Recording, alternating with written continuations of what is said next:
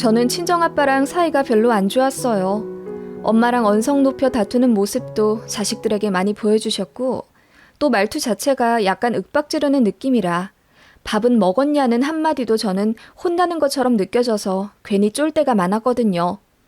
아빠 생김새도 약간 조폭 같은 느낌이고, 워낙 야외에서 일을 많이 하셔서 그런지 살결도 까맣게 타고 머리도 항상 짧은 스포츠 머리라 남들이 보면 아마 조폭인 줄 알 거예요. 인상도 매서운 데다 말투까지 그러니 아빠 속내는 그게 아닐지 몰라도 저는 그런 아빠가 내심 무서웠습니다. 아빠는 그런 저희 남매에게 서운함을 느끼셨을 테고, 그래서 애정 표현이랍시고 잔소리를 하셨는데, 한창 예민할 사춘기엔 그게 더 역효과라는 걸 세심하진 못한 아빠는 잘 모르셨을 거예요. 그러다가 엄마가 고등학생 때 사고로 갑자기 돌아가셨고, 한순간에 집 분위기는 우울해졌죠. 그도 그럴 것이 아빠가 돈 사고를 쳐서 엄마가 수습하느라고 매일같이 새벽마다 일을 나가셨거든요. 그래서 고등학생인 저희들의 바쁜 아침도 챙겨주지 못하셨고요. 아빠만 아니었으면 아마 엄마도 저희 남매도 더 행복해질 수 있었을 거예요. 엄마는 그날도 새벽에 일을 나가시다가 사고를 당하셔서 한순간에 돌아가신 겁니다. 아빠는 엄마에 대한 죄책감과 그리움으로 매일 술을 드셨고, 저랑 제 동생은 그런 아빠가 너무 싫었던 것 같아요. 그러게 있을 때 좀 다정하게 잘하지 하는 생각에 후회감에 괴로워하는 아빠한테 모질게 말도 하고 그랬었네요. 아빠는 엄마 돌아가시고 나서 성격이 좀 누그러지신 듯도 하지만 그래도 워낙에 걸걸한 성격이 어디 가겠어요? 저랑 제 동생은 성인 되자마자 각각 독립을 해버렸습니다. 아빠랑 살기 싫어서요. 엄마도 없고 아빠는 싫고 어린 나이에 그때는 그냥 집을 벗어나고 싶었던 것 같습니다. 남동생은 바로 군대에 가서 말뚝을 박았고, 저는 집이랑 멀리 떨어진 어느 지방 전문대에서 치위생 공부를 했어요. 거기서 기숙사 다니며 알바도 하고 그렇게 졸업하자마자 취업해서 나름 잘 살고 있었습니다. 아빠한테는 1년에 2번 정도만 찾아갔어요. 엄마가 돌아가신 이유가 아빠라는 생각에 쉽게 용서도 되지 않았고, 어린 마음에 아빠랑 연을 끊고 싶단 마음도 있었습니다. 그래도 큰일 겪고 또 나이도 많이 드신 아빠는 예전보다 많이 약해져 있었어요. 말투도 조금 누그러졌고, 또 저희 남매한테도 미안하다면서 전에 없이 사과하는 모습을 보이기도 했었죠. 나름 노력하는 아빠 덕분에 저희 남매도 조금씩 마음을 열며 전화 통화도 하고, 전보다는 아빠를 자주 보긴 했지만 그래도 서먹한 사이인 건 어쩔 수가 없었어요. 그러다가 제가 결혼을 하게 된 거죠. 저는 나름 열심히 모은다고 모은 돈 5천만 원을 가져갔고, 남편은 모아둔 돈이 거의 없었어요.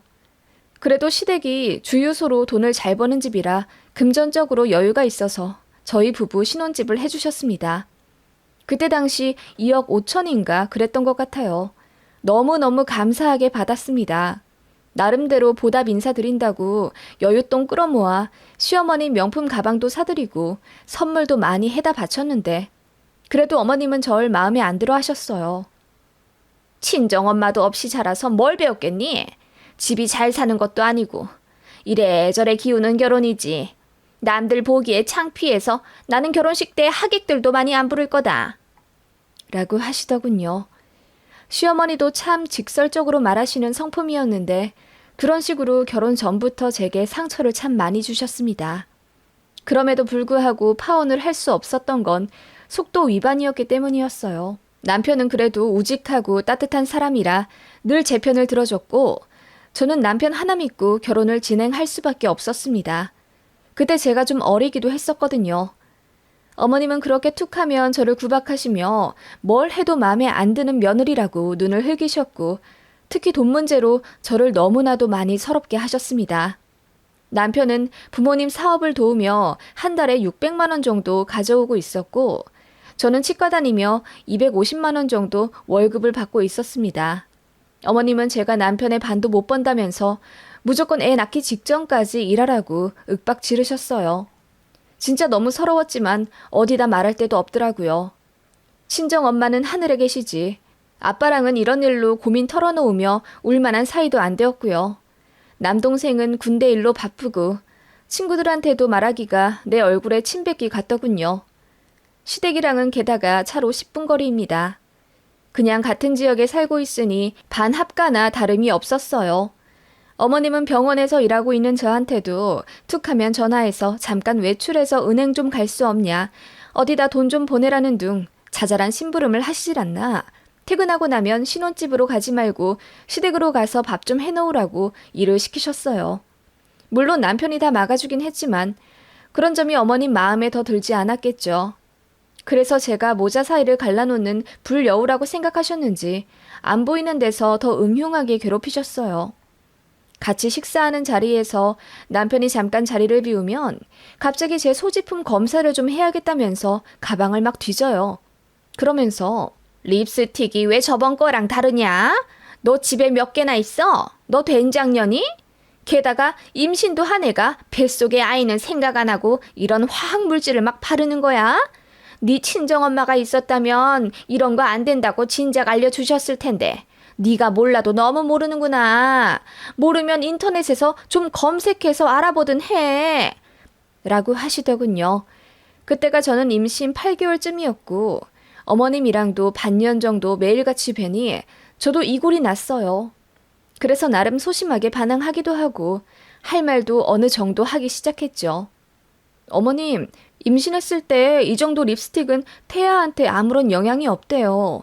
스트레스가 제일 위험한 거라던데. 라고 하며 제가 어머님을 물끄러미 쳐다보면 어머님 얼굴이 새빨개지셨죠. 그렇게 저도 사람인지라 불쾌한 감정을 계속 갖기가 어려웠어요. 그래서 나름 반격을 해갔고 그런 시간들은 어머님이 저를 더욱 미워할 수밖에 없도록 만들었어요. 처음부터 마음에 안 들던 며느리. 그래도 뱃속에 아들 손자가 있다고 하니 신혼집도 해줬지만 이리 봐도 저리 봐도 마음에 안 차셨겠죠. 친정 엄마도 없는 만만한 집 딸인데 제가 그저 네네 죄송합니다 모드로 어머님의 감정 쓰레기통으로 살길 바라셨나 봐요. 그리고 제가 시댁의 재정적인 면을 노리고 남편에게 일부러 접근했다는 편견을 갖고 계세요. 제 입으로 제가 말하긴 쑥스럽지만 저는 대학 행사에서 메이퀸으로 뽑힐 정도로 나름 외모가 나쁘지 않고 학생 때야 돈도 없고 요령도 없어 너저분하게 다녔지만 돈 벌기 시작하면서 옷도 단정하게 잘 입고 그 나이대 정도로 꾸미고 다녔어요. 그래서 가끔 서울 가면 명함도 두어 번 받은 적이 있고요. 남편도 솔직히 제 겉모습에 반해 먼저 저한테 번호를 물어본 거였어요. 그렇게 인연이 시작된 건데 어머님은 제가 일부러 남편 근처로 가서 꼬셨다고 모든 게 계획된 만남이라고 굳게 믿고 계시더라고요. 남편은 집안 사업을 같이 하는 거라서 솔직히 계속 시댁 근처에 살아야만 했고 저는 이런 시어머니에게 매 순간마다 스트레스를 받으면 결국 견디지 못할 거라는 판단을 했었어요. 그래서 피할 수 없으면 차라리 즐기자라는 마음으로 어머님의 말을 한 귀로 듣고 흘리고 그렇게 산 거죠. 게다가 저는 나름 아빠한테 면역이 된 사람이라서 시어머니의 윽박지르는 목소리가 크게 타격이 되진 않았던 것 같아요. 깡이 생겼다고 해야 하나? 아무튼 그렇게 임신 막달까지 어머님 말씀대로 직장 꿋꿋하게 다녔습니다. 약간 오기였던 것 같아요. 애기 낳고 나면 적어도 2년은 쉬어야 할 텐데 그동안 남편 돈으로 편하게 먹고 논다고 욕하실 것 같아서요. 그래서 책 잡히지 않으려고 그냥 할 수 있는 만큼 일하다가 아이를 낳게 되었습니다. 어머님이 산후조리는 어떻게 할 거냐고 물어보시더라고요. 그래서 남편이랑 상의해서 3주로 계약했다고 하니 혀를 끌끌 차시며 남들은 친정엄마한테 가서 100일까지 받고 오던데 너는 그런 것도 없고 딱하다 참. 네가 딱하다는 게 아니라 우리 아들이 딱하다는 거야. 100일 편하게 친정 가서 있다 오면 좀 좋아? 라고 하시더군요. 예전 같았으면 친정엄마 안 계신 거 모르고 결혼시키셨냐고 나름 한마디 했을 텐데 애기 낳기 직전 만삭이라 호르몬 때문에 그런가? 그런 시어머니의 말 한마디 한마디가 전부 제 가슴에 비수로 꽂히는 느낌이 들더군요. 어머님은 그렇게 말씀은 차갑게 하셔도 며느리라고 산후조리비를 대신 내주겠다 하시더군요.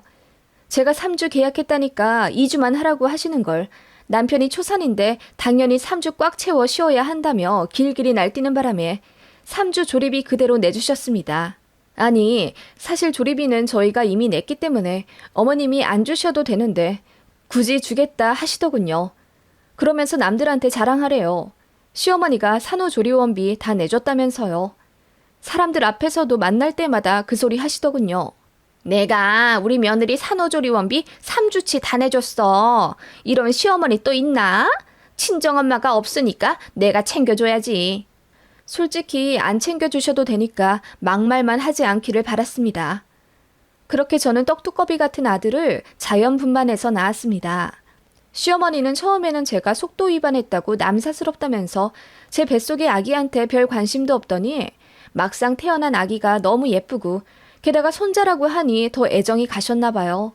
태어나자마자 신생아실에서 목 빼고 기다리셨다고 하더군요. 그러면서 신생아 면회 시간 매일같이 꽉 채워보시고는 그것도 아쉬워서 간호사한테 조금 더 보여달라고 조르고 그러시더라고요. 너무 이쁘다 우리 손자. 보니까 나를 닮았네. 저 눈 땡그란 것 좀 봐. 피부도 뽀얗고. 내가 하얀 편이잖아. 보니까 우리 손자가 나를 똑 닮았네.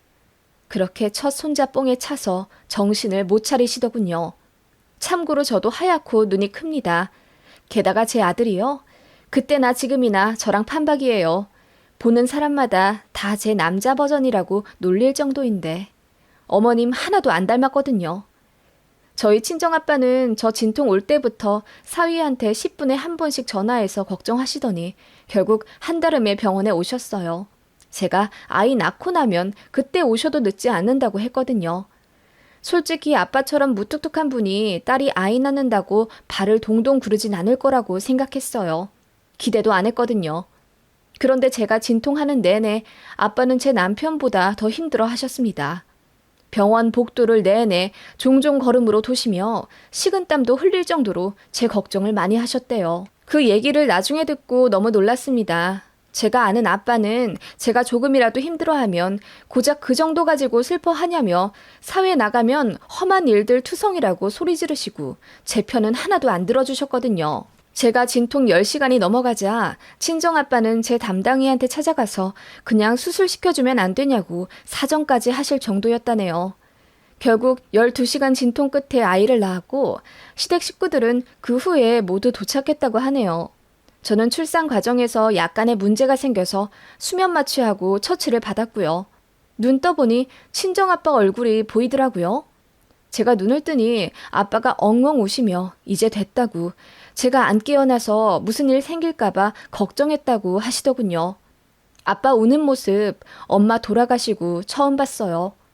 저도 이상하게 마음이 몽글몽글해져서 같이 울게 되더라고요. 시댁 식구들은 병원 도착하자마자 바로 신생아실로 가서 아이부터 보고 있었고요.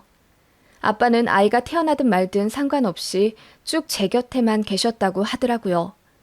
시댁 식구들이 뒤늦게 제 병실로 올라왔고 시어머니가 너무나도 기분 좋은 목소리로 사돈어른, 우리 손자 너무 잘생겼어요. 가서 한번 보세요. 보니까 친탁을 했더라고요. 나를 얼마나 닮았는지 하시더군요. 친정아빠는 희미하게 웃었지만 내심 복잡 미묘한 표정이셨고요. 그런 표정으로 저 구석에 서서 조용하고 애틋하게 절 바라보셨습니다. 시어머니는 그렇게 제 걱정은 조금도 하지 않으시고 내내 손자 얘기만 하셨습니다.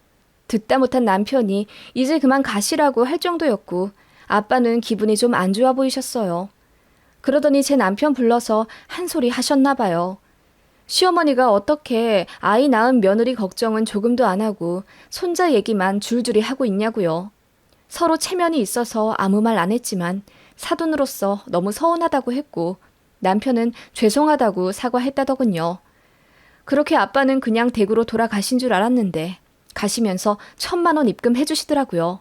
아빠한테 그런 거금 받아본 적이 없고 또 그래서 결혼할 때도 아빠한테 조금도 손 벌리지 않았었는데 이래저래 많이 놀랐던 출산이었습니다.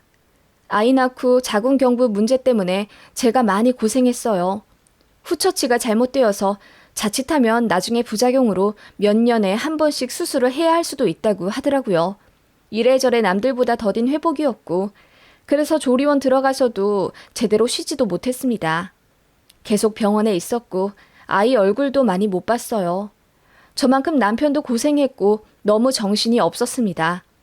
그 와중에 시어머니는 손자 얼굴이 너무 보고 싶다며 애달아 하셨고 마음 같아선 내내 신생아실에 붙어 계시고 싶었지만 주유소 일 때문에 자리를 비울 수 없어 안타까워 하셨어요. 그렇게 어머님은 저랑 남편에게 돌아가면서 아이 사진 좀 많이 찍어 보내달라고 요구하셨고 나름대로 들어드리려고는 했지만 앞서 말했다시피 제가 후처치 때문에 너무 아프고 바빠서 어머님께 아이 사진을 잘 못 보내드렸어요. 첫 3일 정도는 잘 보내드렸지만 4일차부터는 제가 못 보냈습니다. 남편이 보냈을 거라고 생각했는데 남편도 제 수발 들어주느라 바빠서 시댁에 못 보냈다고 하더라고요. 그런가 보다 했어요. 뭐 이틀 정도 안 보내는 게 죽을 죄는 아니잖아요. 그런데 어머님이 전화해서는 막 화를 내시더라고요. 왜 애 사진 안 보내니? 아까 신생아실 면회도 시간 안 맞아서 못 보고 돌아왔는데. 아, 병원 오셨어요? 저는 몰랐는데. 내가 너 보러 갔겠니? 우리 손자 보러 갔지. 아무튼 너 애 수유할 때 우리 손자 볼 거 아니야. 사진 찍은 거 어딨니? 내가 영상도 좀 남겨놓으랬지? 어머님, 저 너무 아파서 지금 수유 제대로 못하고 있어요. 그리고 핸드폰 가져갈 여유도 안 되고요. 뭐 하나 제대로 하는 게 없어. 끊어라. 솔직히 말해서 제 걱정은 하나도 안 하시고 애 사진만 목 빠질 듯 기다리는 시어머니가 좀 징그럽게 느껴졌다고 해야 하나? 그랬어요. 그런데 아이 낳고 5일차 되던 날 아침에 간호사가 걱정스런 얼굴로 직접 수유코를 하러 제 방에 오시더라고요. 원래 전화로 하시거든요. 저기 산모님, 전화로 드릴 만한 얘기가 아니라 직접 왔어요. 사실 산모님 시어머니 분께서 지금 조리원에 계속 컴플레인을 걸고 계신 상황이거든요. 네? 저희 시어머니가요? 왜요? 그게 산모님 계약한 3주 조리비를 부분 환불받고 퇴소 조치 시켜달라는 요구가. 네? 어머님이 저더러 나가라고 한다고요? 네, 물론 규정상 그게 어렵고요. 저희 측 과실이 아니라 산모님 개인 사정으로 조기 퇴소하시는 경우는 일부 부분 차감해서 환불해드리고 있어요. 무엇보다 지금 산모님 이견이 아니니 여쭈으러 온 거예요. 네? 저 이제 겨우 애 낳은 지 5일 됐는데요? 알죠. 아무튼 이런 일이 있다는 걸 산모님께서도 아셔야 할 것 같아서요. 그리고 시어머님 분께서 지금 거의 5분에 한 번씩 전화해서 산모님 퇴소를 요구하시는 바람에 업무에도 차질이 있습니다. 이걸 어떻게 해야 할까요? 남편분하고도 상의를 좀...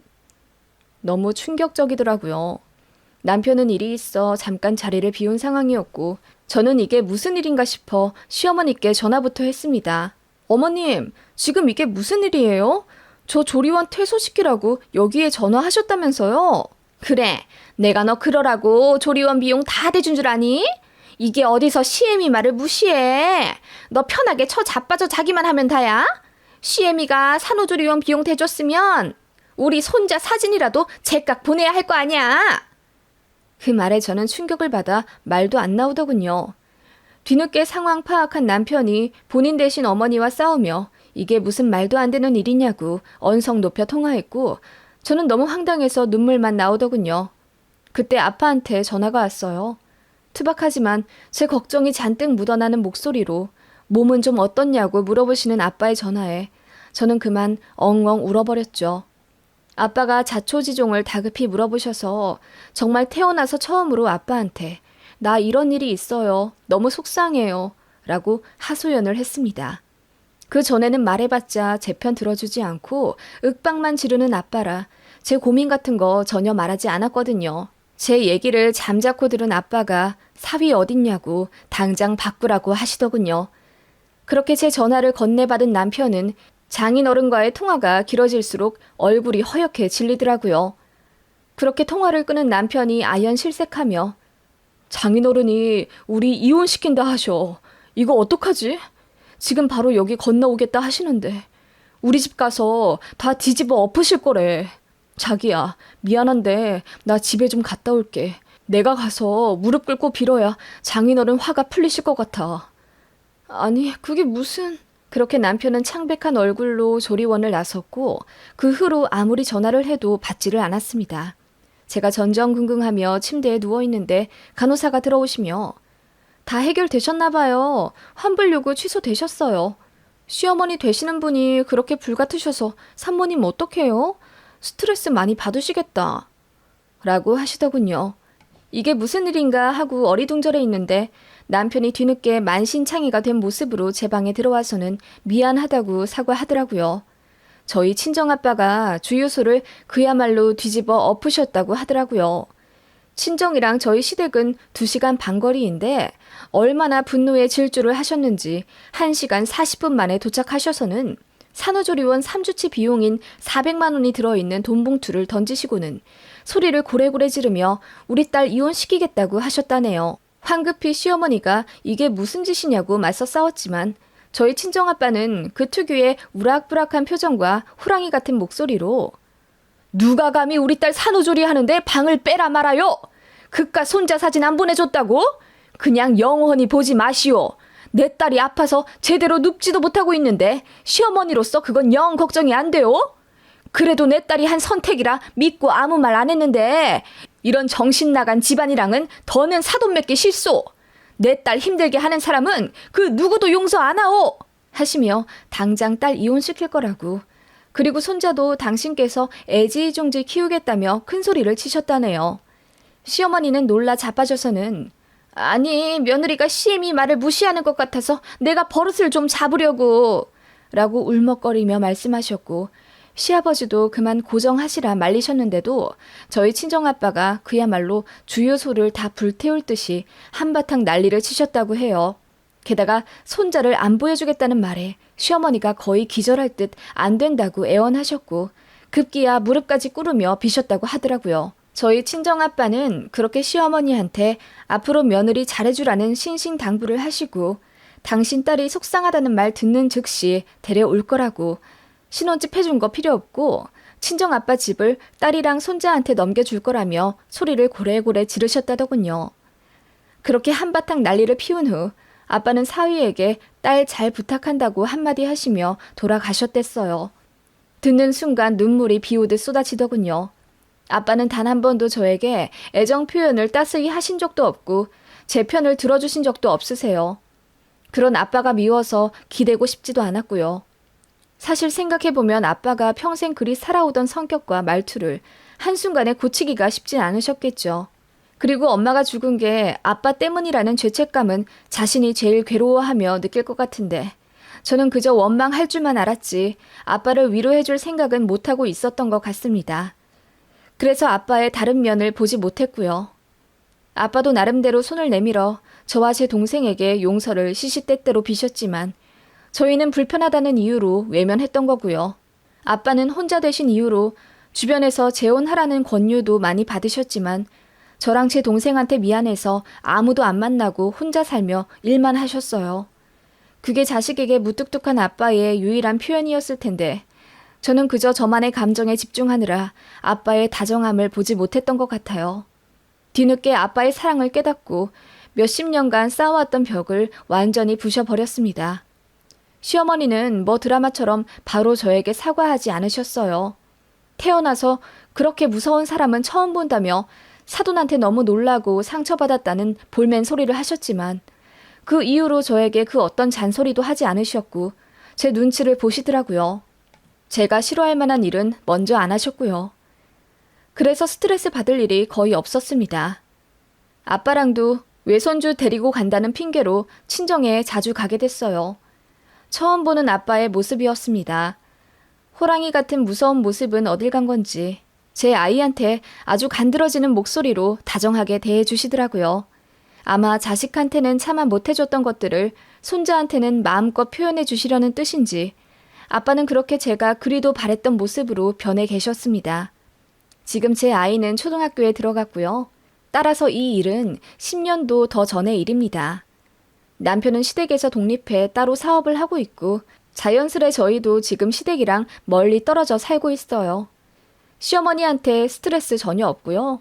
가끔 친정아빠 모시고 여행 여기저기 다니며 아무 걱정 없이 너무나도 행복하게 잘 살고 있습니다. 그때 조리원에서 있었던 일 생각만 하면 저는 아직도 가끔 눈물이 나요. 아빠 덕분에 행복해진 것 같아 너무 감사합니다.